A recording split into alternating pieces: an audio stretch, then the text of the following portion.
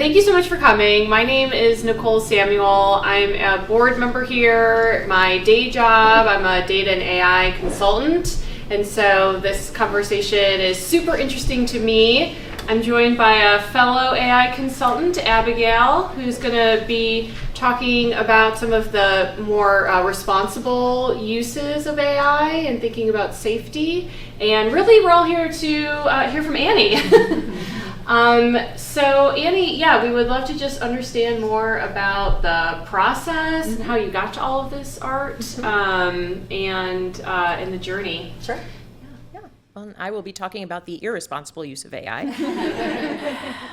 So first of all, thanks everybody for being here. I really do appreciate it. It's really fun for me to be here and to have this opportunity to show my work, and also this sort of new project that is kind of sparking this particular conversation. But first, I just wanted to share a little bit about myself. I was born in Detroit, Michigan in 1973, and I grew up in that area, and sort of the industrial kind of landscape of it really sort of influenced my work. I actually got a biology degree at the University of Michigan, and I worked in that field for a while, but eventually the call of the art sort of couldn't be resisted. So I moved to New York and got another degree in illustration from the School of Visual Arts, and the rest has sort of been history. And I'm currently represented by Gallery Hanok in the Chelsea neighborhood of New York City, and living kind of just a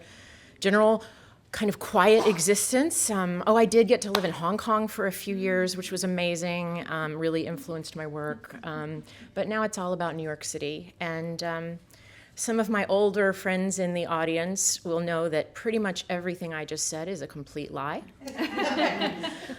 However, if you ask the AI chatbot DeepSeek about my biography, that is what it will tell you. And so that is kind of the premise of some of this new work that we'll be talking about today. I would love to talk about all the pieces in the show just a little bit, but we will definitely get to sort of more truth and lies and hallucinations and various other things. And we're also going to sort of talk about things from an accessibility angle as well. So a little bit about me, really.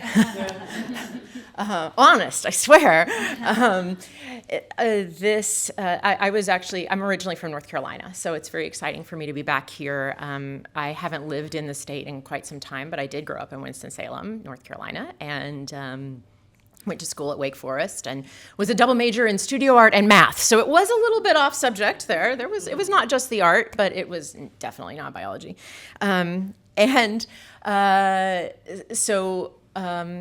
After kind of living in a number of different cities kind of up and down the East Coast, and I did spend a year in Ireland.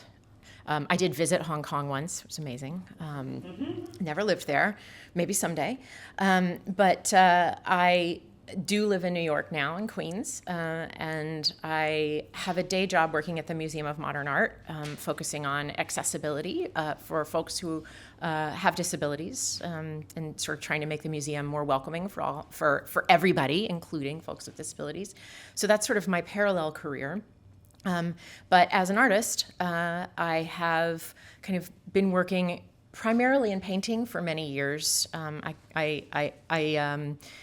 again, studied art in undergrad. I got my MFA at Rutgers University, focusing on visual arts.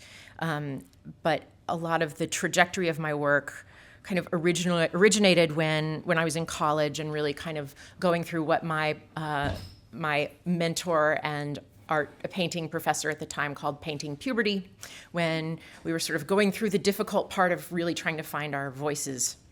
And I was really struggling to find mine. So I was in a studio with the guy next to me on the easel next to me was coming out in his paintings, and there was another girl who was painting, making work about the environment back before that kind of work was even cool.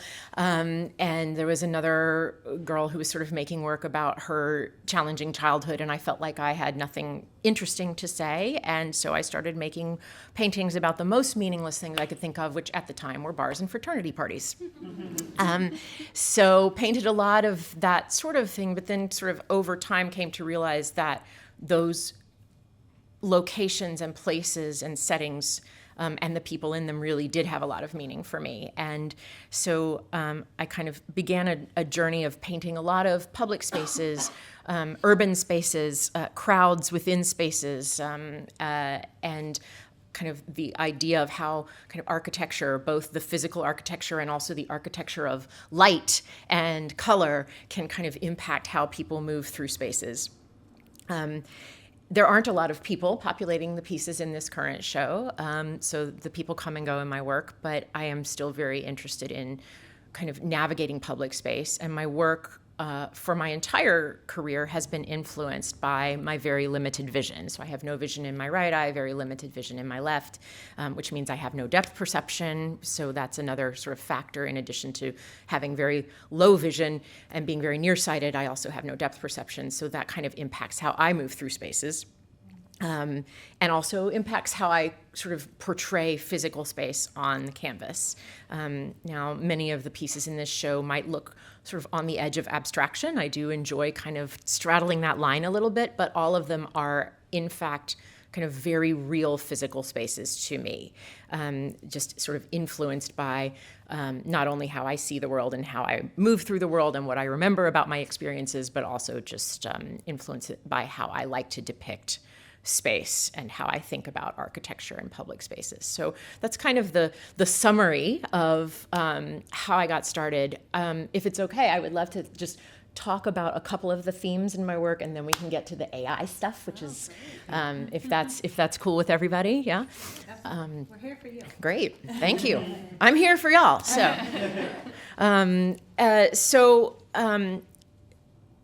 Again, you know, a couple of the sort of types, or a couple of the series that are represented here in this space. This show is called Real Paintings, and we can talk about the origin of that title in a minute, but it is not all part of the same sort of project.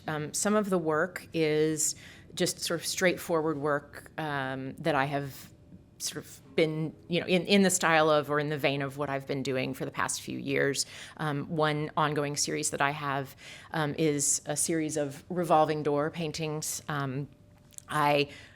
Sometimes I sort of like to think through how I navigate public space by painting the things that are challenging for me or that I really don't like. And revolving doors are sort of the bane of my existence. I find them very visually confusing, you know, maybe even a little scary when they're whipping around or people are trying to move through them very quickly. But I also find them very beautiful in the way that the space is kind of fragmented, and you're indoors, you're outdoors. There's reflections, there's transparency, and so there's vertical lines moving. It's actually kind of, in some ways, next time you go through a revolving door, try to kind of visually savor the experience. If you're, or if you're not a visual person, sort of kind of think a little bit about that transitional sort of pivot point between that liminal space of the revolving door and what that sort of movement in that kind of very bizarre little piece of human architecture is like. So one of the pieces in this, actually the one over my right shoulder, is an example of a revolving door painting. I've actually done several revolving door paintings of the revolving doors that I have to use every day when I go to work at the Museum of Modern Art. So this is an example of that behind me. It's got lots of sort of fragmented vertical lines. It's in sort of cool blues and golds. It's actually kind of what it would look like if I were leaving the building where I work, kind of in sort of mid-morning. Not that I ever leave the building that I work in mid-morning, but if I did, this would be kind of sort of a little bit of a suggestion of that. And I'm doing a little bit of description for the folks in the audience who may not be able to actually see this work but there are very thorough descriptions of all of these pieces on the Bloomberg app, written by a professional describer. So you're welcome to sort of fall back on that. But this is kind of a tall, skinny painting. And again, it's sort of cool blues and some cool greens, a lot of white in these sort of vertical lines. And you can kind of imagine passing through some of these fragmented vertical strokes outside into a brightly lit day. So it's kind of the general idea of what this painting is. And my revolving door paintings do tend to have a lot of vertical lines. I also paint scaffolding, so there's those verticals again. And I'm really interested in sort of the patterns of those. Another series that's represented here is one of my older series is from, I have two paintings in here from the Beacons series. And the Beacons originated from sort of thinking about in the city what kind of visual signals help kind of create order out of chaos. And the first beacon that I thought of was actually a lamp at a Starbucks. Back in the day, Starbucks coffee shops all used to have this sort of very similarly shaped lamp.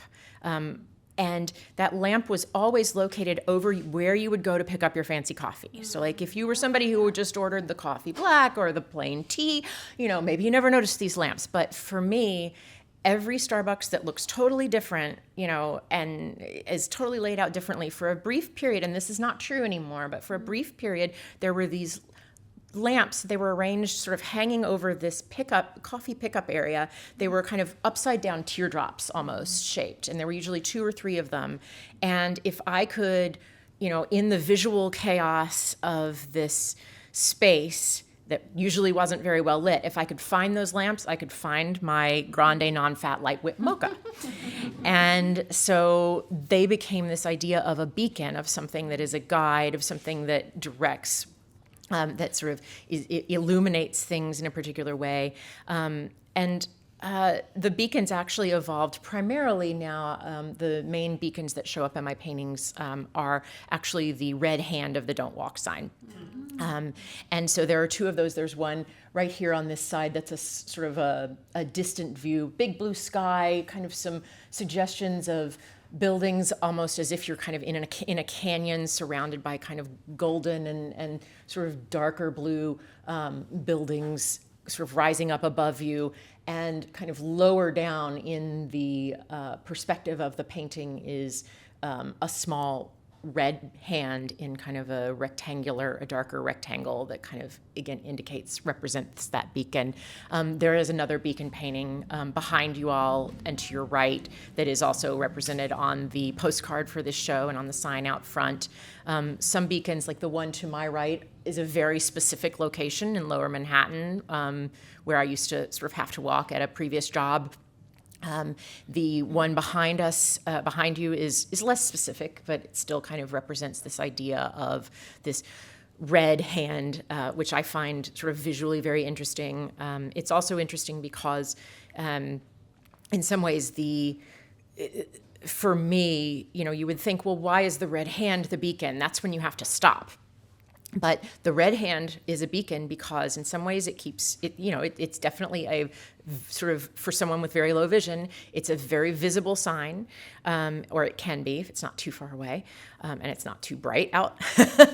But it's, in some ways, at least for my vision, the red hand is easier to spot than in New York. The opposite of the red hand is a little white walking figure. And because it's white and because the shape is kind of thinner and less dense and more complex, it's actually harder for me to see. So the other thing about beacons is they tend to keep us safe, right? So like when you think of a beacon as a lighthouse, it's warding people away from the rocks and the dangerous parts of the shore. And in some ways, these red hands are kind of saying, hey, stop for a second, or you're going to get run over by a bus, right? So also a good thing to know about. Right. Good thing to know about. So that's where that red hand comes from. And you're going to sort of notice that the red hand makes appearance in some of the newer work as well. But just wanted to kind of share the context of the kinds of things I've been working on prior to this Real Paintings project. But now we can get into the good stuff. It's all good stuff. It's all good. Yes, thank you. But sort of this kind of meat of the conversation that we kind of wanted to have today is thinking about AI and accessibility and artwork. And this is not a topic that I ever really expected to be working with. It came up because one of the sort of things that I'm involved in, and a lot of us who work in the arts and accessibility are involved in, is creating descriptions of images for people who are blind or have low vision who can't necessarily see these images. And this is something that's very close to my heart. I love description. I love going on descriptive tours. It's also interesting to hear how what someone else notices in a work visually. And also it's very helpful because there are a lot of things that I might miss in an artwork. So having a really good description is something that's very valuable to me and to others who are blind or have low vision. And there are a lot of different styles of describing. I do a lot of training around description, but one thing that has become kind of a hot topic is trying to use AI, and specifically thinking about what they call these large language model sort of AI chatbots or AI engines to generate descriptions of images and of artwork, right? So this is a very hot topic in the accessibility field. There's a lot of very passionate, heated opinions about it, about whether it's a positive thing or a negative thing. And we're not necessarily going to get into that today as much, but just kind of thinking about scaling up how many descriptions that we can do. Because if you think about, for example, museums that have thousands of works in their collection, and they want to create descriptions for all of these works, and they haven't been doing it necessarily over the years as they've been adding these works to their collections. And it takes a certain amount of time for a human to write a thoughtful, meaningful description that is objective but also evocative and interesting, right? And suddenly here's this tool that perhaps can help us scale up by this, automated way of generating verbal descriptions of what loads of images look like, right? So a lot of museums and galleries and websites, website developers are thinking, oh, let's use AI to be able to provide these descriptions at scale in a matter of minutes as opposed to hours, days, years, right? So it has the advantage of scale, and there are some challenges with using AI, and we may talk about more of those a little bit later. But I was sort of thinking about this, and I was playing around with Chat GPT a few months ago, and hey, describe this painting, describe that painting. What does this look like? And I was getting some reasonably okay descriptions of some pretty well-known artworks. And for some reason, I decided to say, hey, why don't you describe a painting by Annie Leist? I was just curious. And weirdly, I didn't specify a painting. I just said, hey, ChatGPT, would you please describe a painting by Annie Leist? And it did a very beautiful description. And I read the description, and I'm like, wow, that sounds like a great painting. I've never made that painting. And my head sort of exploded. And, here was this automated thing describing something to me that did not exist and claiming it was real. And so I kind of went down this amazing rabbit hole where I started asking this question of a number of different AI engines. Including ChatGPT, including Google's Gemini, including Facebook's Meta, including Claude and Perplexity, and also DeepSeek. And they all had different sort of behaviors. Some of them would play with me, some of them would not. The Meta AI refused to describe anything unless I told it exactly what to describe. Several of them went onto the internet and found paintings by me and described those, right? So that's no fun. Chat GPT was very interesting because about 50% of the time it would describe paintings that were real. Certain percentages of the time it would say, here's a painting based on the work of Annie Leist that sort of is a hypothetical painting that has characteristics of her work. And then sometimes it would just make stuff up. And sometimes the paintings it would describe would be very similar to my work, very in alignment, and sometimes they would be kind of completely different. And then we get to DeepSeek, which is another one of these LLMs, these chatbots. DeepSeek has yet to tell me anything that is true. Actually, the only thing DeepSeek has said that is accurate about my career is that I do not currently have work in the permanent collection of the Museum of Modern Art. So, and that's really the only accurate thing it said. It has said DeepSeek is the AI that came up with that alternative biography about my Michigan roots and my time in Hong Kong and my degree from SVA. But what I thought was really interesting about this was, okay, so these paintings exist sort of in the sort of ether space of these artificial, and I'm using air quotes here, intelligences, right?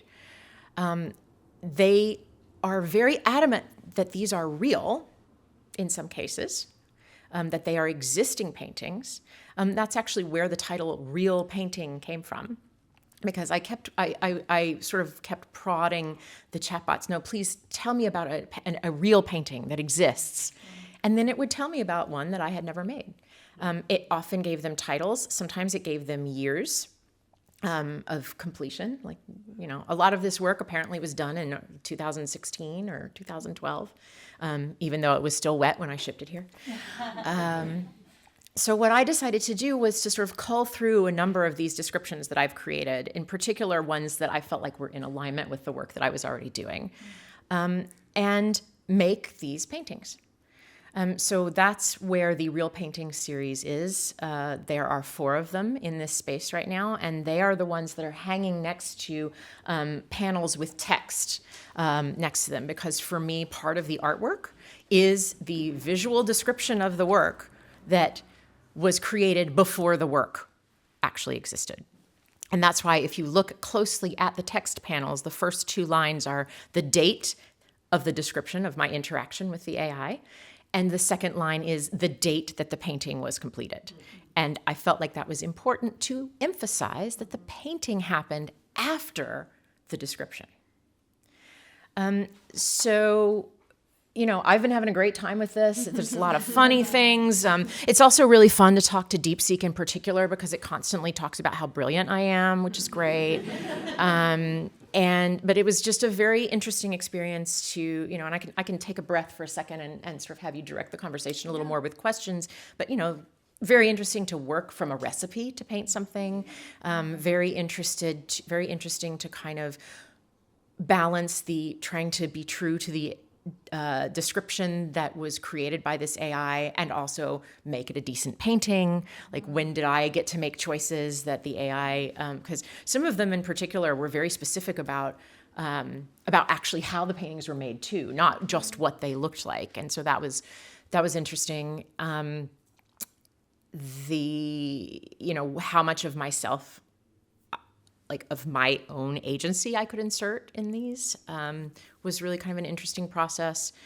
But yeah, I'll take a breath for a second and, now y'all are up to speed. And I could listen to Annie talk all day. It's super interesting. I have so many questions too. And so, the last 3 years since Chat GPT came out, because really that was the first tool that launched it in the public sphere of generative AI. I talk about it on a daily with my clients. I'm not quite sure everyone else's, sort of experience or, interests or, feelings are related to AI. But, Annie, you mentioned a lot about all of these different models generating, different types of content. So Abigail, would you mind just talking a little bit about, kind of the behind the scenes of like why certain models generate certain things, and things that we can be mindful of as users when we're using all those different models? Yeah, for sure. So, hi, I'm Abigail Merrill. I'm the founder and CEO of Growth Up Partners, where I help businesses integrate AI strategically and responsibly. Everything that I do is about human-centered AI focus. So I was really excited when Aliana, the gallery manager, let me know that this was an opportunity down here. I love the idea of humans partnering with AI, okay? So that is everything that I've heard her say. Is I'm just so excited about this project, because if you heard that last little bit that she was saying about where she had the agency and where she made executive decisions that kind of contradicted what the AI, generative AI had given her, and then she decided whether it was the right fit for her and her voice and who she aligns with as an artist. But the foundation was still there. The AI gave, 800 character text of everything that a painting was supposed to look like, and she had already made. So I just think this is such a really great example of where we should and how we should be using generative AI in our daily lives. So in the future, as we continue to go forward, we have to really think about what we keep as humans, and that agency. I love that word. It's not just agency, it's validation, it's trust, it's transparency. So as we're continuing to go down the rabbit hole, and I definitely want to get to your foundational question as well, but I just want, if you don't listen to anything else, just remember that this is a perfect example. Annie's story is a perfect example of how humans and generative AI can work together to make something that didn't exist before. So it's really beautiful. So going back to your question about LLMs and the foundation. So if raise your hand if you know what an LLM is. Okay, that's good. But raise your hand if you know what Chat GPT is. Okay, all right, so pretty universal. Okay, so basically LLMs, large language models, basically just think of it as a library. And everything within that library has been cultivated by librarians, has been cultivated by authors, has been cultivated by the people around them.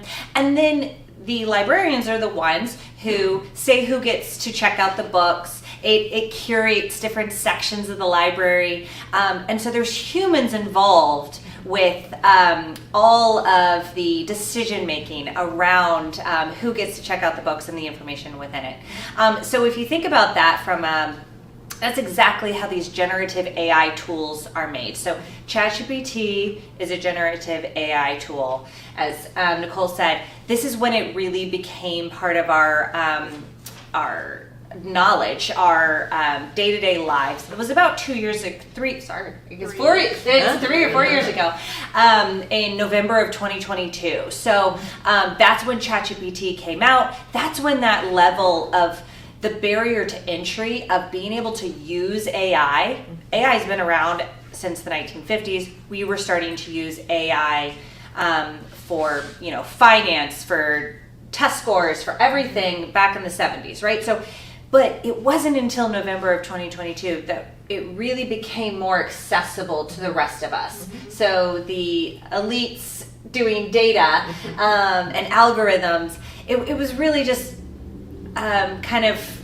a little bit out of our reach. Then when we started being able to put in a recipe or helping it with descriptions, that's when it really became part of our regular lives. And so they're each trained differently. They each have a different sources of information. Every library, think about it, every library is different. The Claude by by Anthropic, that's Claude.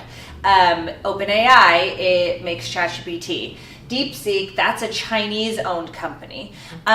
So they all have their own sources of data, and they all have different tinkers, different librarians, making these rules around how the system is going to behave and how it's going to operate. And so going back to Annie's remark is that some wouldn't play nice with her, right? Some wouldn't play and have a fun game, right? So some actually have, like a Claude or an Anthropic, they have certain barriers.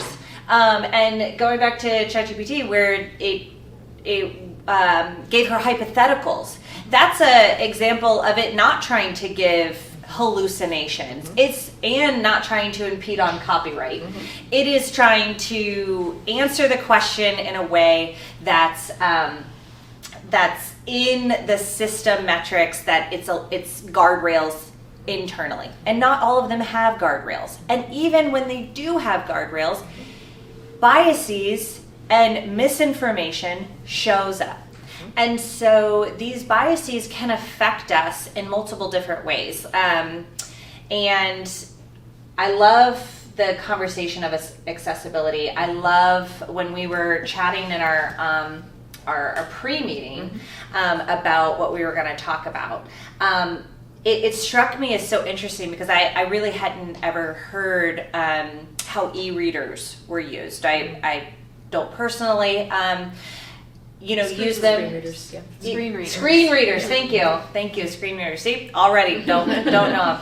So it was so interesting for me to hear that the trust level of listening to something being read out to you. And you guys are already, people with low vision are already thinking about things and listening for red flags. Does that information make sense? Is there something wrong with the programming that it's glitchy? Or you said very quickly you can see if a website isn't set up very well for a screen reader. Like you're already, yeah. And just to sort of clarify what a screen reader is for those who are not aware of this technology, this is a technology that is used by a lot of folks who are blind or have low vision, and also some folks with like print disabilities and language-based disabilities. And what it does, what screen readers do, is they convert visual information on a computer or a phone into audio information. So they read out things that are on screens, and they also enable people to navigate without having to use a mouse or without having to aim their finger at exactly the right thing. So it's both a translator of information and sort of a way that an alternative way of controlling a device without that's basically eyes free, if that makes sense. So yeah, I just wanted to make sure that folks knew what a screen reader was. Thank you so much. Yeah, and the only point before I turn it back to Nicole is it's so interesting that you almost have a leg up when it comes to us who are using generative AI tools now, because you're already programmed and used to thinking in a way that's through a filter of quality human validation. Does that sound right? Does that make sense? I should probably check that. You're already, unfortunately, because those things can be faulty, you're actually at a leg up. And that's exactly how we have to be treating every single tool. AI, generative AI, is we need to be having those same filters. Every output needs to be critically thought about. Is that right for us? Does that sound right? Should I check that? And that's how we can continue to have that trust of our output and what makes us human and that authenticity. I love this sort of question about trust, because in some ways that's what I am thinking a little bit about and poking at with this work. And this has been hilarious. Like if I'm bored, I will go into DeepSeek and ask it to describe a painting for me, because it's really fun what it comes up with. And did I mention it constantly tells me I'm brilliant, which is never a bad thing. But it's fascinating to hear about this alternative career that Annie Leist has, and this kind of work that she typically does. Apparently, apparently Annie typically does works that are very detailed interiors, like empty interiors, and she's very into painting, like representing furniture. Actually, according to DeepSeek, the Beacons series is a series of paintings of empty lifeguard chairs on beaches at dusk, which actually sounds great. Yeah, are you gonna I'm kind of like, oh, well, that's sort of an interesting idea. Maybe I'll give that a shot. Yeah, yeah, exactly. There you go. So I mean, it's or another thing, and sometimes the interesting thing about, I'll get a sentence out, I swear.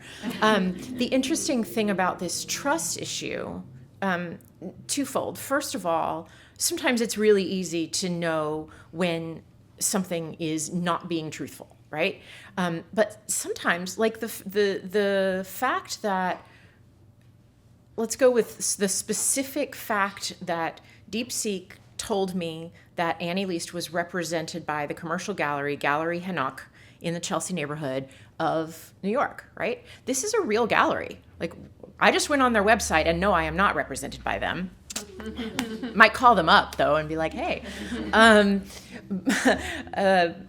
Encourage you all to do it, too. Call them up and be like, whoa, can we see some work by Annie Leist? Then maybe, but that sort of level of detail, like, this is a real gallery. It is not a commercial gallery that is like one of the really big names.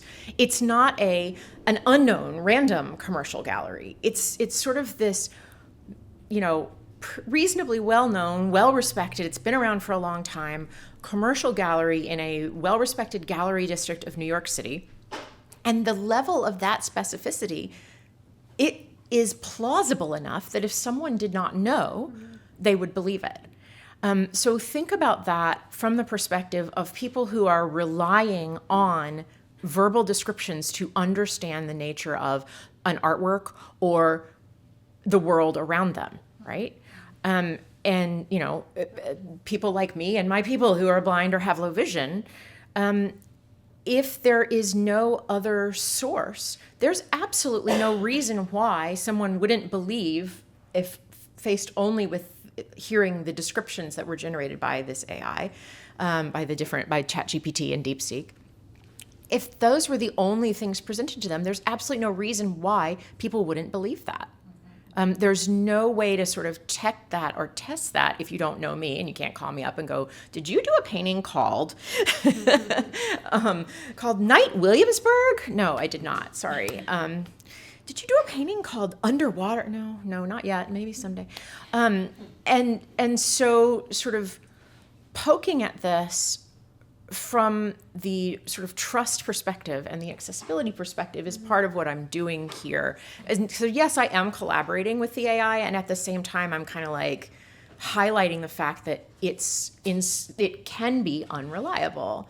And this is all sort of a fun way to be unreliable. The painting behind me is now officially part of my Revolving Door series. I asked DeepSeek if it would describe a piece from my Revolving Door series, and it said, oh, absolutely. I'm going to choose this very important painting to describe for you. It is called Revolving Door, the Met. And it is particularly interesting because it depicts the revolving door leading to, like, the iconic revolving door leading to the storied lobby of the Metropolitan Museum of Art. I am here to tell you that the Metropolitan Museum of Art's main entrance has no revolving door. There is one revolving door leading into the Met. It is off of the parking garage leading into a staff entrance. Which is not the grand Metropolitan Museum lobby depicted here. That one really kind of blew my mind because I have painted the revolving doors at the Museum of Modern Art, but that's not out there anywhere. It's not written anywhere. I mean, I've talked about it, but it's not sort of sourceable on the internet, but it's just sort of funny that DeepSeek chose to create a revolving door at a museum that you know, that doesn't exist, but was very much in alignment with work I was already doing. And so, you know, something like that, if you read that without any context, you would believe it, and there would be absolutely no reason not to. I did. That was exactly my first exact experience, and it wasn't, if it hadn't have been Michaela giving me that aha moment. I've never been to New York. I mean, I haven't been to that museum. So the fact that I never even thought about checking them, like, oh, okay, yeah, that's very cool. And then that aha moment that flipped it on its head, like that is, we're all susceptible. We're all susceptible to it, as you said, very plausible. Why would it lie? Why would it lie about that? Why would it lie about that? And that's how innocuous, and that's how, you know, these little issues can turn out to degrade the trust if you're using this in a business environment, or you're using this in an accessibility situation. In an accessibility session. One other concept that we talked a bit about, and maybe we can talk about this for a few minutes, and then if anyone else has any questions, but I went to a conference recently, and there was a Duke law professor who was talking about, and someday in the future, you know, can we consider an AI agent a person? And like this idea of personhood and identity and authorship. And, you know, it's interesting because I'm looking at the description from DeepSeek. You know, it's written on here, generated by, you know, and then you've got your painting, and it's like, what is real? At what point is there authorship by a person?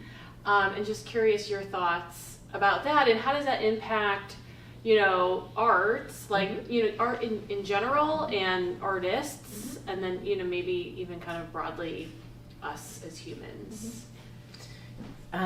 Meaning of life in 30 words or less? No. No, I mean, those are huge questions. And that's also another thing that I'm kind of poking at here is, you know, whose idea was this anyway, right? And I have, you know, noted and documented a number of different descriptions of paintings that Chat GPT and DeepSeek insist are paintings that I have made that I chose not to make. And in this, and I may make them, like the descriptions are still, you know, I recorded them, I have them filed away. And so in some liminal digital space, these are paintings that supposedly exist by me. And yet they are not, here's the title, real paintings, right?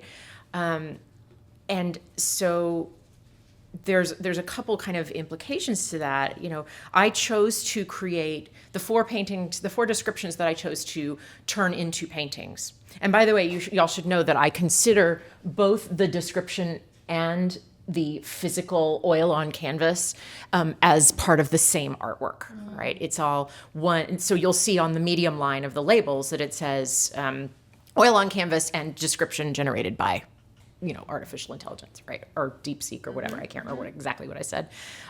So this is all sort of part of one piece. It's not just the work on canvas.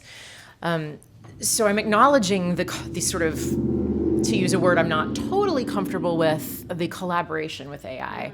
I'm not totally comfortable with it because I think that, you know, from what I understand of AI, the way that it sort of presents information and answers questions is not sort of parallel to how humans think.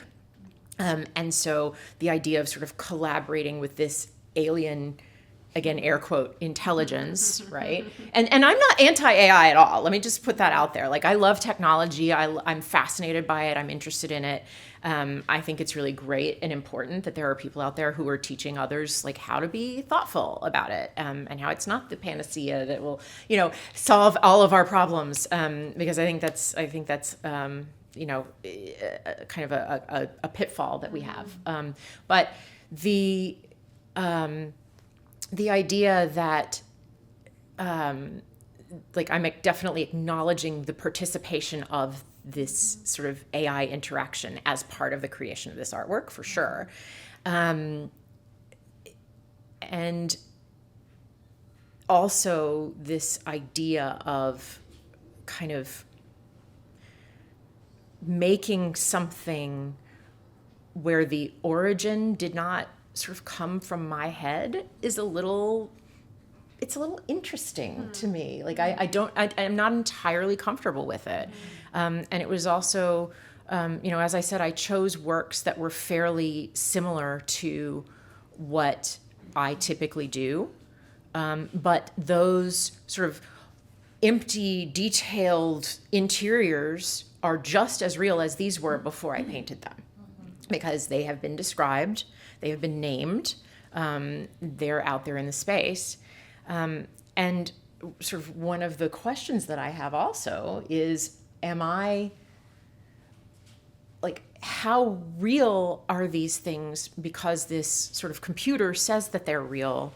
And then do they go out there in the space and further train other AIs?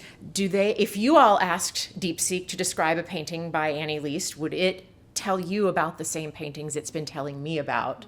Am I perpetuating this myth about what is in the world that was authored by me or not? And so it's very, I feel like I'm not answering your question, I'm just asking more questions. Yeah. But these are all things that are kind of interesting to me in terms of this project. And kind of thinking about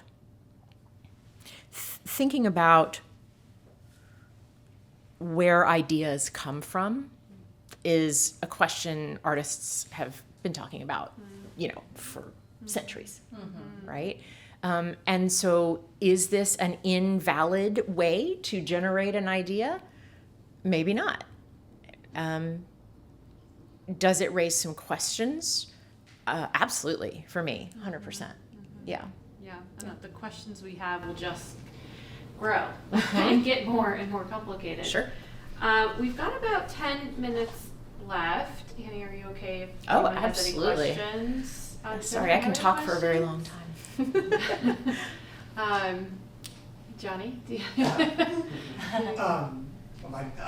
question I have is, you talk about the process. So, and I can't see some your descriptions. Did you consider including the prompts that you asked? Because that's part of your process. Yes, and they are on the texts and these texts. So this show is featured in Arts Access's online presence on the Bloomberg app, Bloomberg Connects app. If you all don't have that, it's an application that hosts a lot of cultural institutions' audio content.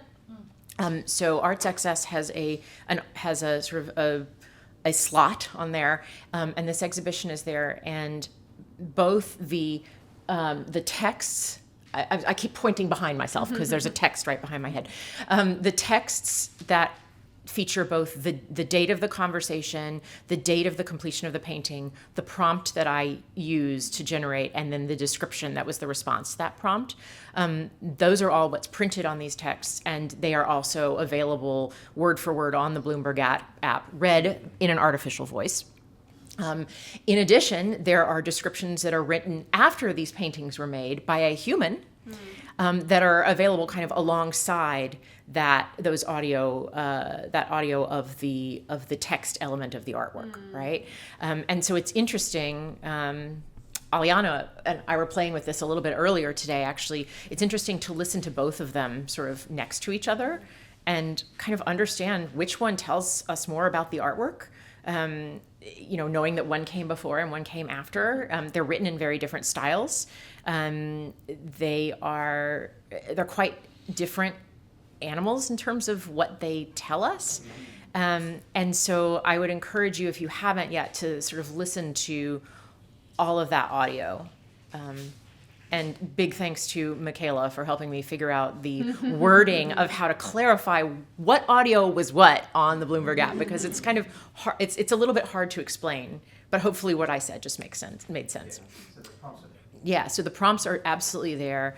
And because I felt like that was important, also because it's evidence that I did in fact ask it to describe a real existing painting, and it went ahead and made one up. So We have another question. Sir? So you have 3 non-AI related paintings here, and then the 4 with, and it's clear you have a very distinct style of painting, and it does, knowing that you are low vision, it does, it feels like you're sharing your actual vision with us, with the way, like, the world is abstracted in your paintings. But I noticed with the 4 that are AI prompted, they are more abstract than your usual paintings, and I was wondering if that was something you noticed when you were doing them. yeah, I think that's a fair assessment. The 2 that are sort of on the wall opposite the door were in response to descriptions created by Chat GPT. Chat GPT tended to be more general in its description, and so these are kind of more general subject matters. One is in my mind kind of a bit of a representation of Midtown Manhattan with very tall high-rise buildings, lots of kind of verticality. It's another tall, skinny painting. And I did stick a beacon in the bottom, a little red hand there, because the description actually mentioned a small abstract red shape, and I was like, sweet, it's a beacon. That may or may not have been the air quotes intent of the description, but that's how I interpreted it for myself. I think that the more specific the location is, I think probably the least abstracted of the work that is part of the Real Painting series is the one behind me, that is the revolving door, the Met piece, which has a lot of just brief description, has a lot of, it's a lot of reds and golds, again, vertical lines. There are some figures that are suggested in it, sort of in motion, and kind of in the top right-hand corner, you might imagine kind of a glimpse of some interior spaces with columns and arches and lighting and a few other people, smaller, more distant people kind of inside a space. And I think because that was sort of a more specific location or space, it was kind of a little bit less abstracted, if that makes sense. The one to the right, which is the other one from DeepSeek, which is called Real Paintings Times Square Flow. The titles of all of the real paintings start with the words real paintings, but the titles after that are all AI generated. So Times Square Flow, not ever a title I would probably use, but it is much more abstracted. I feel like it feels like Times Square in some ways, and my knowledge of Times Square certainly played into kind of aligning with, but DeepSeek actually, that one was the one that was most recipe-like. It actually talked about what each layer of the paint was, starting with the background, and then you have the verticals that are flesh-toned and sort of very loose organic verticals that could be buildings or could be people passing by, and then there's the layer of the horizontals, which are red and white and very narrow streaks that are representing the headlights of cars and the taillights of cars. And then on top of that are the sort of looser organic shapes that are, and it gets very specific if you read it, about, something representing a neon sign and something representing a screen and particular colors. And so it actually, in some ways, within that description, gave me instructions on how to do this painting. And so in some ways that was the easiest ones, but in some ways it felt the strangest because I basically was, as I said, painting from a recipe. So that one is definitely more abstract, but I did manage to stick a beacon in that one too, because the description didn't prohibit it, and it felt like it belonged there. So there is a little "Don't Walk" sign on the left-hand side of that painting too. So. Yep, we've got time for one more question. Yeah, actually I have kind of a two-part question that's about process and this recipe notion, which I love because I love to cook. And so I'm thinking about, but I often don't follow. So what's interesting to me is when you talk about agency, so I'm curious and maybe you took a different approach with each of them. Did you read it, digest it, understand it, take that as the spirit of it, and then paint it as Annie? Or did you follow the recipe and then make it yours even more, or adapt it to feel more genuine to your art? They were all a little bit different, and again, this is a new project for me, and so I'm still kind of figuring that out as I'm going. I'm hoping to do more of these. I'm hoping to sort of explore more aspects of these. Like, for example, I might feed an image of one of these paintings back into the same AI or a different AI and say, hey, describe this. And then maybe paint from that description and see what happens there. So we'll have some recursion happening. I would say, like, I was trying to be really true to the descriptions original initially. And some of the descriptions that I rejected, that I didn't do, were interesting because they were I couldn't conceptualize how you would actually make a painting that had all of the things that it said were in there. So it's kind of interesting that the AI can describe something that literally I could not figure out how to make it real. So there were a couple of those. There were some moments there. So the piece that's called Real Paintings Among Verticals 12. Don't know where 1 through 11 is. And actually, Among Verticals was the name of my last solo exhibition 2 years ago. So it's funny what it pulls and what it doesn't. But I have never done a series of paintings called Among Verticals. Anyway, the Among Verticals painting, I started working on a square canvas, like most of these canvases here are square. And then I went back and read the description again and said, oh, it's a tall, thin painting. Oh, well, okay. Luckily, I had a couple tall, thin canvases lying around, so I had to start that one over a little bit. But it really varied. And I think by the time I was getting through like the third and the fourth one, I was again kind of becoming used to working like anytime you put a band together or work in a collaboration, and again, I'm not fully comfortable with that word, but anytime you're sort of working with another entity, maybe it takes some time to kind of sort of suss out that working relationship, and I feel like this was a little bit like that. So, did you have a second part to your? Oh, just a really short one. When you mentioned that you had someone do an actual description of the painting, separate from. And knowing that they are the art together, did the person describing the painting read the text first, or did they do it independent of? I think, and again, Michaela and Aliana might be able to speak more specifically to this, because this was a describer that often describes the work on view at this gallery. So this is one of the things that makes this gallery so wonderful, is that they integrate accessibility into all of their shows, including just making it a part of what they do to create descriptions for the artwork. So that was, in some ways, it's an added element to this particular project, but in other ways, it's also just a standard thing that they do.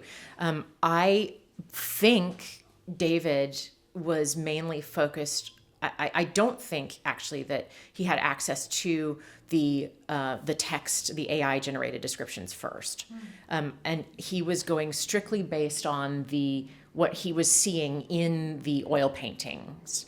And he did acknowledge that there were text panels that would be hanging next to these particular oil paintings, because that's, I sort of insisted on that because that's part of the artwork.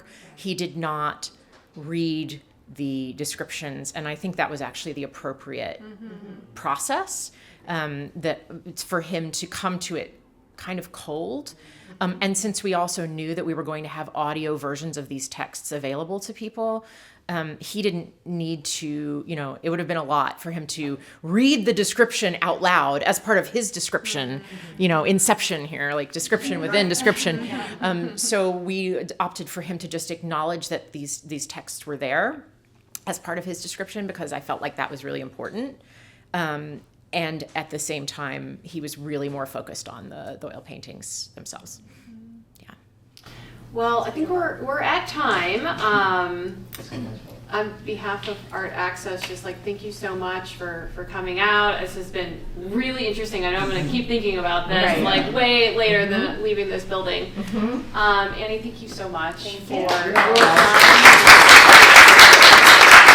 Thanks to both of you, and thank you to Arts Access, and thanks to all of y'all for coming, and I'm happy to hang out and talk more about this stuff for a little while longer, so, and thanks everybody, have a great Saturday. Before everybody goes, I do want to acknowledge one person in this room. Yes. That is Michaela, who brought up